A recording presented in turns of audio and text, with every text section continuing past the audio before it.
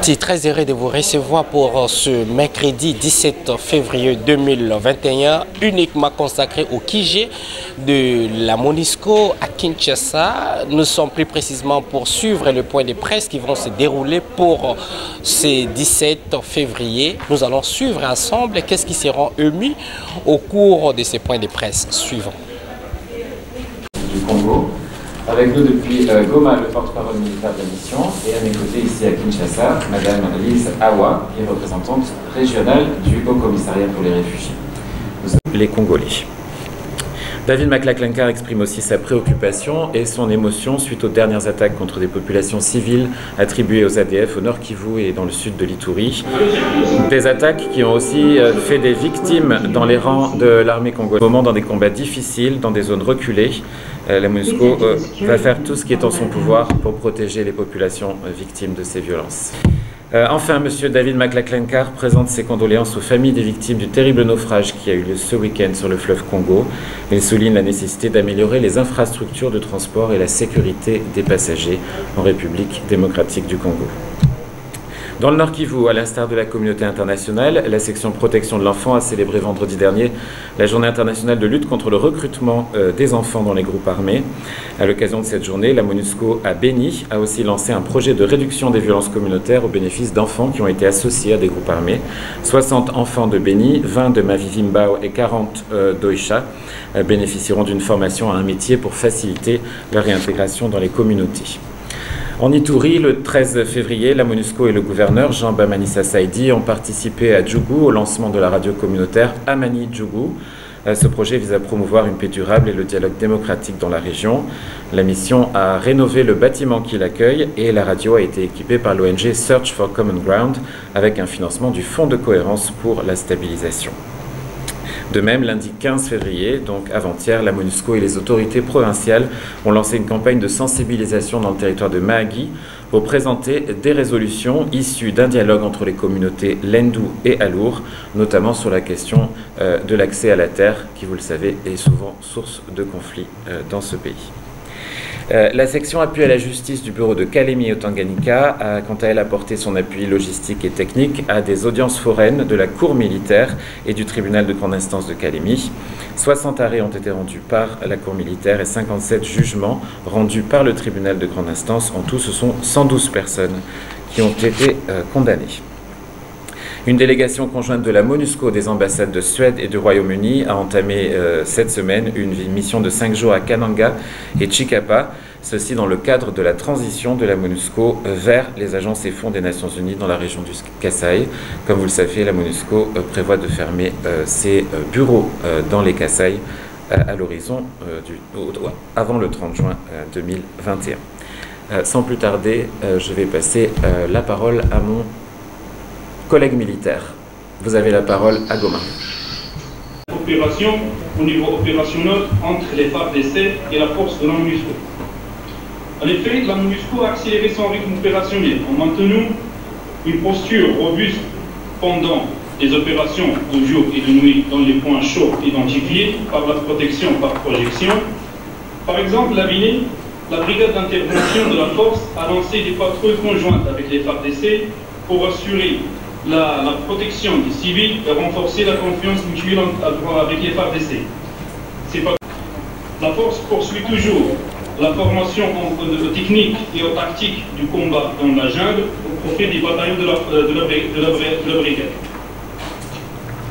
Enfin, à signaler que le 6 février 2021, le représentant spécial par intérim, M. David Grisley, a conduit une délégation diplomatique à la brigade d'intervention de la force à Béni, et que le 2 février 2021, une délégation conjointe du Conseil de sécurité de l'ONU et de l'Union européenne a visité la base de la MONUSCO à Kiwanja. L'objet de ces visites visait à s'informer sur la situation sécuritaire, les activités de la force et le soutien aux FARDC. Ainsi, mon intervention prend fin. Je demeure à votre disposition pour d'éventuelles questions. Merci. Les Nations Unies aux affaires humanitaires, Marc Lecoq, a annoncé aujourd'hui l'allocation de 15 millions de dollars du Fonds central d'intervention d'urgence des Nations Unies au soutien à la riposte Ebola, à la fois en Guinée et en République démocratique du Congo. À Butembo, les équipes de vaccination sont à l'œuvre. À ce jour, sur les 4 cas enregistrés, 2 personnes sont décédées. Les acteurs humanitaires se mobilisent pour soutenir la riposte en réhabilitant notamment des centres de traitement et en intensifiant les activités de surveillance pour identifier au plus vite tout nouveau cas ainsi que les potentiels contacts des personnes malades. Les équipes de communication travaillent aussi en étroite coordination avec les équipes de vaccination et celles de suivi psychosocial afin de lutter contre les réticences à se faire vacciner qui s'expriment parfois au sein des populations locales. Voilà, je donne sans plus tarder la parole à Madame Lise Awa. Ainsi que le nombreux auditeurs du Radio Okapi qui nous suivent à travers le monde. Mesdames et messieurs, le HCR, l'Agence des Nations Unies pour les réfugiés, a été créée il y a exactement 70 ans par l'Assemblée générale des Nations Unies. L'organisation a pour mandat de diriger et de coordonner l'action internationale pour protéger les réfugiés et chercher des solutions aux problèmes de ces réfugiés dans le monde entier. Le HCR soutient également le gouvernement, y inclut le gouvernement de la RDC, en offrant assistance et protection aux personnes qui sont déplacées à l'intérieur du pays. Le but premier du HCR est de sauvegarder les droits et le bien-être des réfugiés. Actuellement, le HCR est à la tête de la réponse à la crise des réfugiés qui ont fui la RCA au cours de ces derniers mois. Nous coordonnons les efforts de toutes les agences humanitaires, y compris les autres agences des Nations Unies et les ONG, et nous travaillons en étroite collaboration avec le gouvernement pour aider les nouveaux arrivants et leur offrir la protection qu'ils cherchent en RDC. Je vais dire un peu plus sur la situation humanitaire des nouveaux réfugiés centrafricains en RDC. Avant cette nouvelle vague d'arrivée des réfugiés centrafricains, la RDC accueillait déjà généreusement près d'un demi-million de réfugiés venant principalement du Burundi, de la République centrafricaine, du Rwanda et du Sud-Soudan. Parallèlement, 934 000 réfugiés congolais sont accueillis dans les pays africains, surtout les pays limitrophes, notamment l'Ouganda, le Rwanda, la Tanzanie, la République du Congo, la Zambie, etc. En tant que représentant du HCR en RDC, je dirige la réponse du HCR aux réfugiés en RDC. Mais je travaille en étroite collaboration avec le gouvernement et plus d'une vingtaine d'organisations humanitaires locales comme internationales. Les réfugiés sont localisés dans les camps, des sites et au sein des communautés hôtes. Avec nos partenaires, nous apportons une assistance multisectorielle, la protection, la santé, l'éducation, des abris, l'eau, l'hygiène, eau et assainissement, ainsi que les activités pour leur permettre d'être autosuffisants et moins dépendants sur l'aide internationale. De plus, la RDC compte plus de 5 millions de personnes déplacées à l'intérieur du pays, ce qui représente l'une des plus grandes populations déplacées au monde et la plus importante en Afrique. Le HCR travaille en étroite collaboration avec toutes les organisations pour aider le gouvernement à venir en aide à ces personnes déplacées en RDC. Il dirige particulièrement la réponse en matière de protection et d'abri et co-dirige respectivement avec l'OIM et le PAM la gestion de la coordination de camps et le Cash Working Group. Bien que la superficie de la RDC soit vaste, 2,5 fois plus vaste que mon pays, le Nigeria, 79 fois plus grande que le Rwanda, la terre est contrôlée par des acteurs qui se trouvent hors de la région. Déjà, ceci rend la vie difficile aux Congolais et complique davantage les opportunités pour les déplacés d'avoir leur propre terre pour cultiver ou construire leur maison. En cette période de la pandémie de Covid-19, il convient de dire que c'est simplement très compliqué d'avoir une distanciation sociale qui est requise par le gouvernement.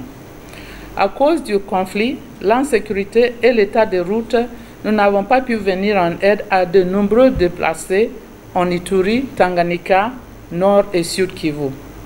Mais le HCR et ses partenaires ont pu construire des abris, des installations d'eau et d'assainissement. On a pu distribuer des articles ménagers, fournir une assistance en cash, tout en gérant plusieurs sites de personnes déplacées et en faisant un plaidoyer pour accès à la terre. Nous utilisons une approche qui favorise la capacité au sein de la communauté. Cependant, l'assistance reste souvent concentrée au sein des sites qui sont dans la coordination du cluster de coordination. Que ce soit dans la communauté ou les sites, cette aide reste insuffisante et certains déplacés sont toujours sans assistance. Les normes minimales en matière de soins de santé, d'installation d'eau, etc.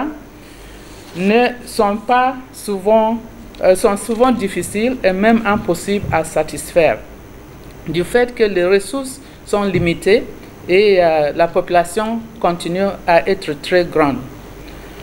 En raison de violence et de l'insécurité survenues dans le contexte des élections présidentielles et législatives du 27 décembre en RCA, des milliers de personnes ont été forcées à fuir vers des pays voisins, au Cameroun, au Tchad et au Congo et chez nous ici en RDC. Selon les statistiques communiquées par les autorités locales, environ 92 000 personnes sont arrivées dans les provinces de Baoulé, du nord et sud de Bangui, et ils sont la plupart des femmes et des enfants. Le HCR et la Commission nationale pour les réfugiés ont commencé l'enregistrement biométrique. Chaque jour, nos équipes sur le terrain enregistrent en moyenne 1000 réfugiés dans notre base de données. L'enregistrement va confirmer le nombre exact de gens qui cherchent l'asile dans ce pays. L'enregistrement aussi nous permet d'identifier les personnes vulnérables et d'orienter notre assistance. Parmi les nouveaux arrivants, nous avons déjà enregistré 30 335 personnes au jour d'hier à Ndou, qui est dans le Baoulé, à Yakoma, au nord de Bangui, et à Sagila, dans la province du sud de Bangui. Le HCR aussi a commencé à distribuer des fournitures d'urgence à Yakoma, à Ndou aussi. Il est à noter que nous sommes soutenus dans cette réponse par des agences onusiennes comme l'OPAM, l'UNICEF, l'OIM et de nombreuses ONG.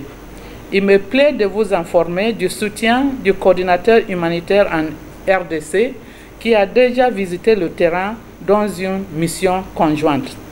Cette collaboration met en exergue le partenariat qui existe au sein de l'équipe humanitaire. Le HCR s'en réjouit car cela nous permet de répondre rapidement aux besoins de ces nouveaux réfugiés. Je vous informe que beaucoup d'entre eux n'avaient presque rien comme objet personnel au moment de leur fuite en RDC. Dans ces conditions, des défis sont énormes pour assister les réfugiés.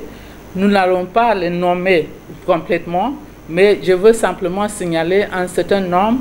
Par exemple, il y a plusieurs points. Les réfugiés sont rentrés par plusieurs points frontaliers. En ce moment, il y a au moins une quarantaine de localités dans lesquelles les réfugiés se trouvent et vous pouvez imaginer les difficultés de pouvoir avoir accès à ces réfugiés. Et pour le moment, ils utilisent généralement l'eau de la rivière pour boire et se laver. Les villageois qui les ont accueillis aussi ont des moyens et des ressources très limités et ça pose des problèmes bien sûr. Dans la réponse que nous allons apporter, nous devons veiller à ce que les besoins, c'est-à-dire les besoins des Congolais, ne soient pas ignorés et que nous soutenions leur capacité à accueillir les réfugiés. Transport tous et d'autres partenaires pour venir réhabiliter ce point. Un autre défi important est la relocalisation des réfugiés. L'octroi des terrains par le biais des populations locales, entérinées déjà par les autorités au niveau central. Nos difficultés viennent s'ajouter à une situation qui ne bénéficie pas de réfugiés d'accroître. Je remercie ici le gouvernement congolais pour son hospitalité et surtout les populations congolaises qui acceptent et continuent d'accueillir des milliers de réfugiés. Je remercie également les pays donateurs qui nous financent, cependant africains et à leur hôte. Voilà en gros le rôle du HCR en RDC et la situation de nouveaux réfugiés centrafricains en RDC. Je suis à votre disposition si vous avez des questions. L'essentiel, c'est que les réfugiés sont arrivés. Le gouvernement estime à 92 000 personnes. Nous sommes en train d'enregistrer. Jusqu'au jour d'hier, nous avons enregistré 335 000 réfugiés. Et donc, nous continuons à faire l'enregistrement. Il est important, il est critique cet enregistrement, effectivement, pour qu'on connaisse l'identité de ces personnes qui sont sur ce territoire. Deuxième chose, pour qu'on puisse leur venir en aide en bonne et due forme. Troisièmement, pour pouvoir convaincre les donateurs que c'est un nouveau afflux et il existe et nous avons besoin, grandement besoin de finances pour pouvoir les assister. Quatrièmement et dernièrement, il y a des Congolais qui les ont reçus avec des moyens très limités, mais qui ont partagé leurs ressources avec eux et nous ne pourrions pas les exclure ou les mettre de côté parce que ça pourrait créer des problèmes au niveau sanitaire où les gens qui ont déjà partagé leur manger n'ont plus rien à manger. Ça pourrait créer des tensions. Et donc, nous plaidons, nous demandons à ce que les ressources nous soient mises à disposition pour qu'on puisse assister et les deux populations. Vous avez réellement compris l'essentiel de ces points de presse qui vient d'être animé par Madame Awa, la représentante du département du service des HCR ou des réfugiés à Kinshasa. Vous avez suivi des questions de partout à travers différents points de la MONUSCO à RDC dans ce nouveau numéro consacré pour le point de presse de la MONUSCO. Merci pour votre fidélité. Avant de nous quitter, ouvrez toutes nos nouvelles sur Top 243 News, diffusées sur Entrepreneuriat TV. Partagez nos liens avec vos proches, abonnez-vous massivement. D'ici là, portez-vous bien. À nous revoir très bientôt.